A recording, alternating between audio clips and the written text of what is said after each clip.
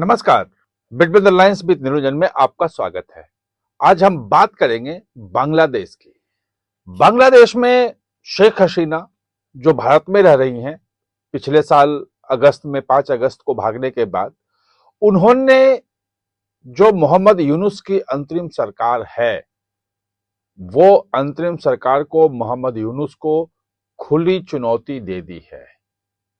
एक द हिंदू अखबार है, बहुत बड़ा अखबार है अंग्रेजी का, आपको पता है, चेन्नई हेडक्वार्टर है उसका। उसको उन्होंने इंटरव्यू दिया है और इस इंटरव्यू में बहुत सारी बातें कही हैं। मुझे लगा कि बांग्लादेश में चूंकि बड़ा मामला हो रहा है, इलेक्शन की घोषणा भी की है यूनुस ने कि हम फरवरी में चुनाव करवाएंगे, और उसके पहले जो शेख हसीना की चुनौती है वो क्या है और उसका इंपैक्ट क्या होगा बांग्लादेश पे, यह समझना जरूरी है। खासतौर पे भारत के लिए बहुत ही महत्वपूर्ण है ये, क्योंकि यूनुस सरकार लगातार पाकिस्तान के साथ वो संबंध सुधारने में लगा है और पाकिस्तान से आर्थिक संबंध में कोई समस्या नहीं है। जिस ढंग से आईएसआई के चीफ और पूरा का पूरा उसका जो एक टेरर का जो पूरा मॉड्यूल है उसको शेल्टर वहां कर रहा है, और भारत के जो पूर्वोत्तर राज्य हैं उसके लिए जो मुश्किलें जो सिक्योरिटी के लिहाज से खड़ी कर रहा है यूनुस, वो देखते हुए इस चुनौती को समझना जो दी है शेख हसीना ने, इन चीजों को जानना बहुत जरूरी है। तो पहले सबसे बड़ी चुनौती जो दी है वो ये दी है कि अब वहां पे एक इंटरनेशनल क्रिमिनल ट्रिब्यूनल बनाया है। वो बांग्लादेश का अपना है, नाम इंटरनेशनल है लेकिन बांग्लादेश का अपना है, और वहां पे शेख हसीना के खिलाफ वो केसेस चल रहे हैं, सुनवाई हो रही है कि शेख हसीना जो हैं उन्होंने मानवीयता के खिलाफ अपराध किया है और उनके खिलाफ जो उनको सजा होनी चाहिए, तमाम चीजें चल रही हैं। और ये माना जा रहा है कि उसमें शेख हसीना को अभी बहुत जल्द कुछ दिनों में फैसला आने वाला है और उसमें शेख हसीना को सजा हो जाएगी, उनको देश से बाहर कर दिया जाएगा, उनको आगे भविष्य में प्रधानमंत्री बनने से बिल्कुल मना कर दिया जाएगा, तमाम तरह की चीजें वो सब है। वो एक पूरी की पूरी पॉलिटिक्स है। शेख हसीना चुनौती दी है, कहा है कि अगर आपके पास सचमुच में है प्रूफ हमारे खिलाफ कि हमने ह्यूमैनिटी के खिलाफ कोई क्राइम किया है और हमारे खिलाफ केस चलना चाहिए, तो आप इसको इंटरनेशनल क्रिमिनल जो कोर्ट है उसमें आप ले जाओ, हेग में, जो इंटरनेशनल क्रिमिनल कोर्ट है हेग का, उसमें आप ले जाओ, मेरे खिलाफ जितने सबूत हैं वहां रखो, और मेरे खिलाफ अगर वो इंटरनेशनल कोर्ट हमें पाता है कि दोषी मैं हूं तो मुझे जो सजा देना है वो दे दो। लेकिन मोहम्मद यूनुस जाएंगे नहीं, क्योंकि यूनुस को पता है कि कोई तो सबूत है ही नहीं। ये शेख हसीना की पूरी चीज है, और उन्होंने साफ साफ कहा है कि उन्हें पता है कि ट्रिब्यूनल में यूनुस के लोग बैठे हैं, उन्हीं के लोग सब लोग हैं, और मेरे खिलाफ फैसला सुनाएंगे, ये उनको पता है। लेकिन शेख हसीना को यह भी पता है, उन्होंने ये भी कहा कि ये जो फरवरी वाला चुनाव है, 15 महीने हो गए, अभी तक कोई चुनाव का पता नहीं है, अब फरवरी में कह रहे हैं चुनाव करवाएंगे, वो चुनाव भी कैसे होगा? वो चुनाव भी नहीं हो सकता है, क्योंकि उस चुनाव के लिए जरूरी यह है कि जनता को फ्री दिया जाए हैंड, कि जिसको चुनना चाहे वो चुन ले। लेकिन मोहम्मद यूनुस जो लगे हुए हैं कि जमाते इस्लामी पर से तो प्रतिबंध हटा लिया है, जो प्रतिबंधित था, जो कट्टर इस्लामिस्ट है, उस ग्रुप से प्रतिबंध हटा लिया। बांग्लादेश के तमाम यूनिवर्सिटीज में जमाते इस्लामी जो है वो उसके स्टूडेंट विंग जो है वो जीत रहा है। यानी कि पूरे बांग्लादेश में जो कट्टरपंथी इस्लामिस्ट हैं वो कब्जा किए जा रहे हैं हर इंस्टीट्यूशन पे, और यही यूनुस चाहता भी है, वो यही कर भी रहा है। पाकिस्तान से आईएसआई के साथ जो दोस्ती के पीछे कारण यही है कि बांग्लादेश को एक कट्टर इस्लामिस्ट जो है, इस्लामिक कंट्री के रूप में स्थापित करना, वहां बढ़ावा देना। और शेख हसीना जो है वो ये कह रही हैं कि आम आवाम जो है बांग्लादेश का, वो ये नहीं चाहता है। और अगर आवामी लीग को जिस ढंग से कहा जा रहा है कि आवामी लीग को खत्म कर, आवामी लीग खत्म होने का मतलब कि शेख मुजीबुर रहमान शेख हसीना के पिता, जिन्होंने बांग्लादेश की स्थापना किया, जिनको बांग्लादेश का पिता कहा जाता है, और जो बांग्लादेश को जिन्होंने बनाया, उनके पार्टी है अवामी लीग, और अवामी लीग को बिल्कुल खत्म कर देना, चुनाव लड़ने के लायक ही नहीं छोड़ना।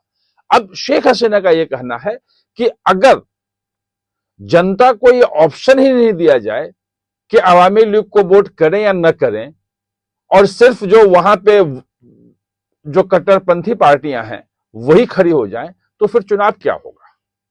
वो चुनाव नहीं है, वो चुनाव हो ही नहीं सकता है।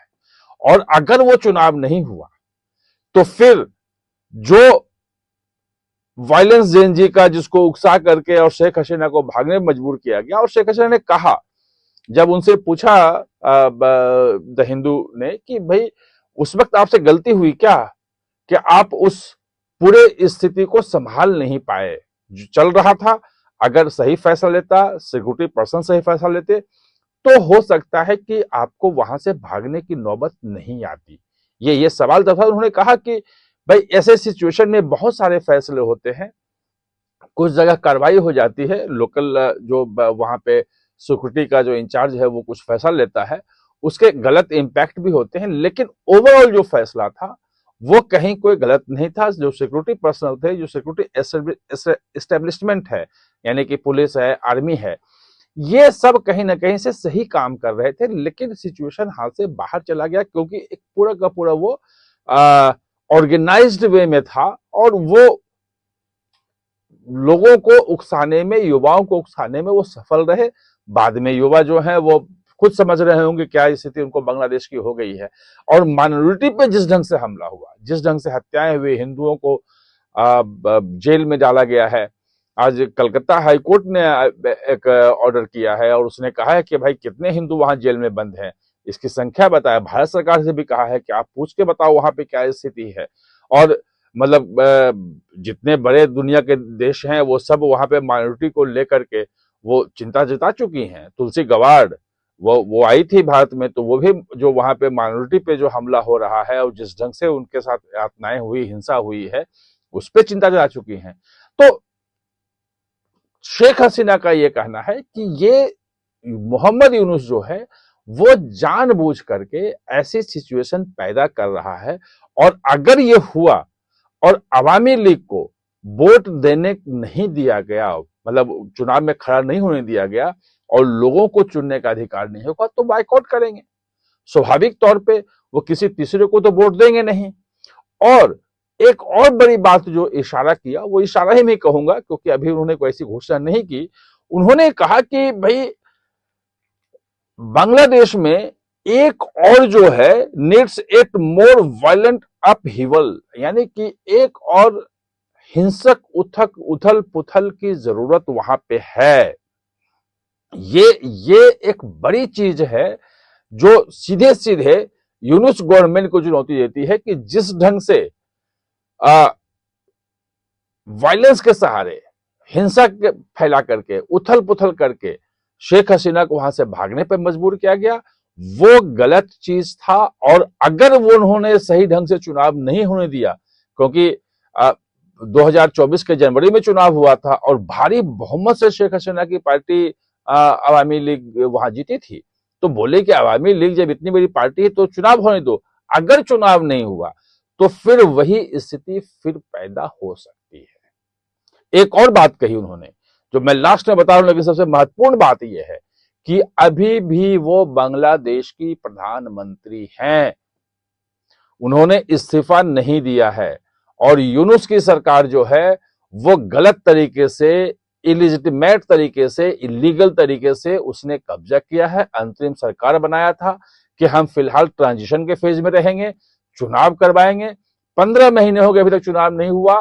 फरवरी की चुनाव जो की बात कही जा रही है वो भी पता हो कि न हो, क्या होगा जब आएगा तब देखा जाएगा। लेकिन शेख हसीना का साफ साफ कहना था कि वो आज भी बांग्लादेश की प्रधानमंत्री हैं और इस्तीफा नहीं दिया है। जो चुनौती है वो क्लियर है कि वहां पे एक और बड़े उथल पुथल, हिंसक उथल पुथल की नौबत आ सकती है। अवामी लीग को अगर चुनाव नहीं लड़ने दिया गया तो। और ये भी चुनौती लास्ट में बता दूं कि अगर आपके पास हमारे खिलाफ, ने कहा कि हमारे खिलाफ अगर है कोई सबूत, तो इंटरनेशनल क्रिमिनल कोर्ट जो है वहां जाओ, हेग में, वहां हम सामना करेंगे। ये जो ट्रिब्यूनल में अपने लोगों को बिठा करके और मेरे खिलाफ जो जजमेंट दिलवाने की बात कर रहे हो, ये टोटल फर्जीवाड़ा है। इसका कोई वैल्यू नहीं है और इसको कोई नहीं मानेगा। आप हमारे साथ चर्चा में जुड़े, इसके लिए बहुत बहुत धन्यवाद। और हाँ, चैनल को सब्सक्राइब करना ना भूलें, इसका बेल आइकन दबाएं ताकि नया वीडियो कोई भी आए तो उसका नोटिफिकेशन समय पे